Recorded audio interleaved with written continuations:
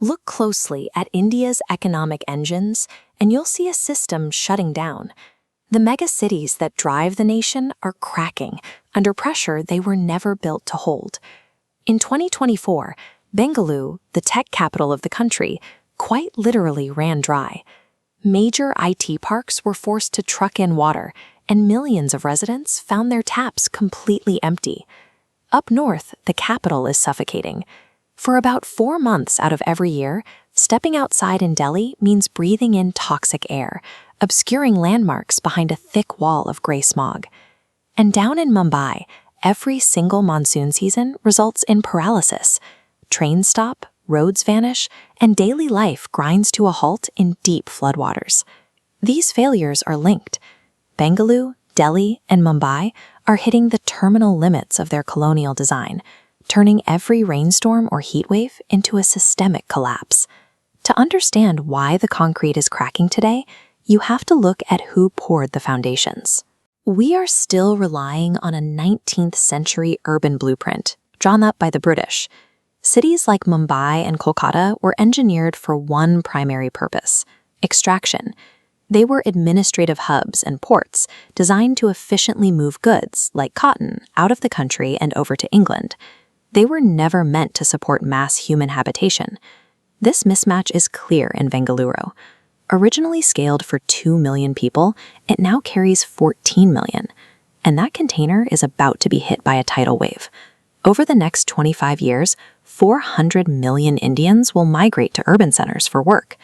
This leaves India in a desperate race.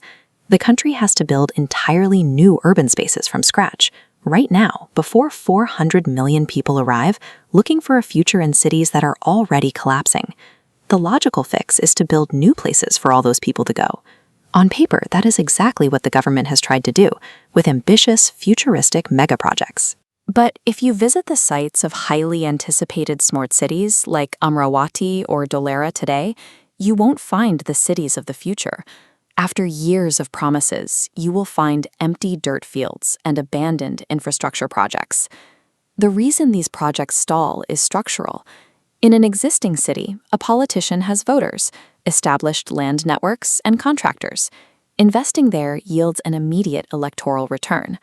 But a brand new city has 0 voters, so the tax revenue generated by economic hubs is intercepted and redistributed back into populist schemes for existing populations, starving the new projects of funding.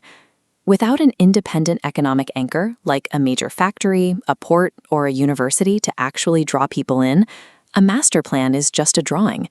The economy won't magically appear just from building roads. To see how to solve this massive population shift, look across the border at China. China knew that unhindered migration would crush their top cities. So they brought the factories to the people first. They built massive industrial zones in rural areas, creating jobs before the population could fully migrate. By deliberately pacing that migration and anchoring it with real jobs, they successfully constructed 50 functional world-class cities, rather than letting everyone pile into Beijing and Shanghai. India's reality is precarious. Half of the entire workforce is currently tied up in agriculture, a sector that contributes very little to the GDP. Millions are trapped in low-return work, making the construction of industrial centers a prerequisite for survival. As long as the wealth generated by current urban centers is siphoned off for short-term political subsidies, there will never be enough capital left over to build the factories and infrastructure required to actually employ those workers.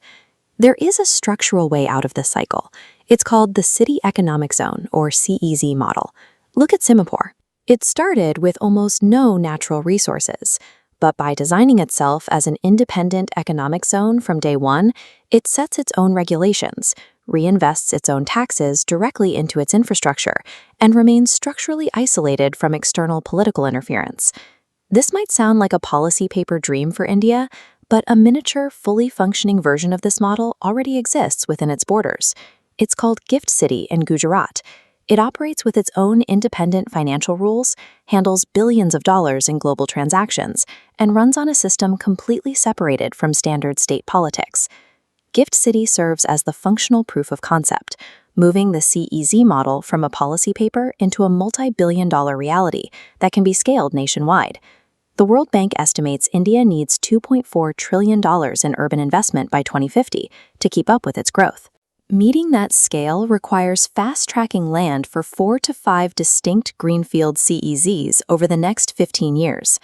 As traditional back-office jobs become automated, the workforce will need to pivot.